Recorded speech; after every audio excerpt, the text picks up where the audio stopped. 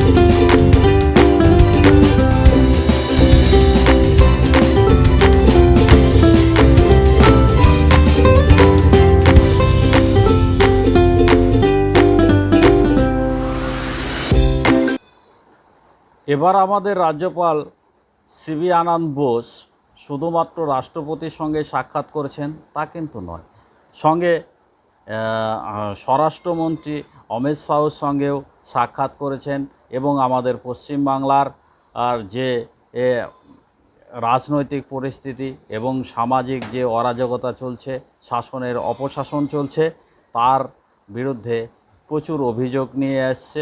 না কি বিষয়টা হয়তো সম্পূর্ণ আমাদের সম্মুখে আসেননি, কিন্তু রাজ্যপাল কেন সাক্ষাৎ করতে গেছেন এবং কি তার উদ্দেশ্য, দ্বিতীয়বারের জন্য কেন আবারই বা দিল্লিতে পৌঁছলেন রাজ্যপাল, দেখুন সেই প্রতিবেদন।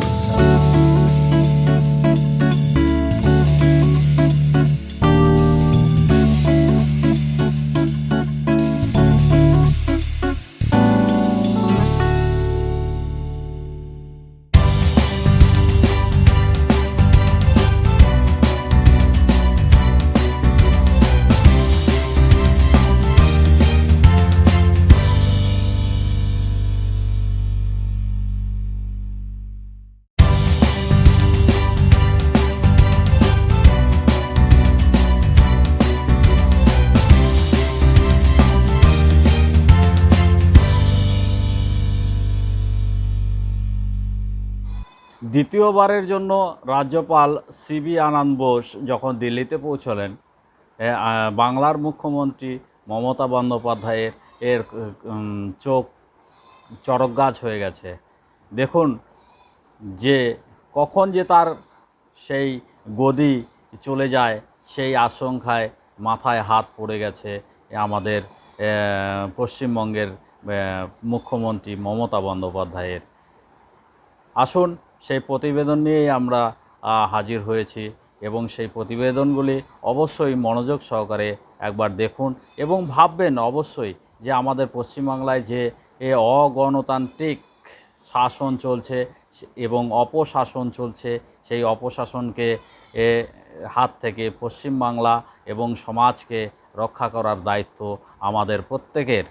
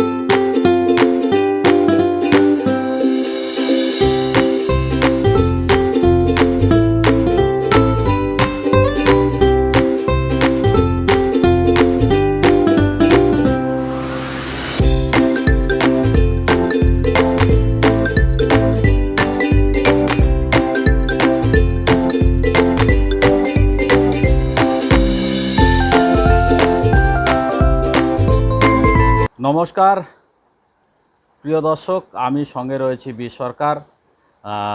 এই প্রতিবেদনটি আপনাদের সামনে তুলে ধরেছি, দেখুন এবং শেয়ার করুন এবং আপনাদের মতামত অবশ্যই জানাবেন কমেন্ট বক্সে যে আদৌ রাজ্যপাল কেন দিল্লিতে পৌঁছলেন দ্বিতীয়বারের জন্য।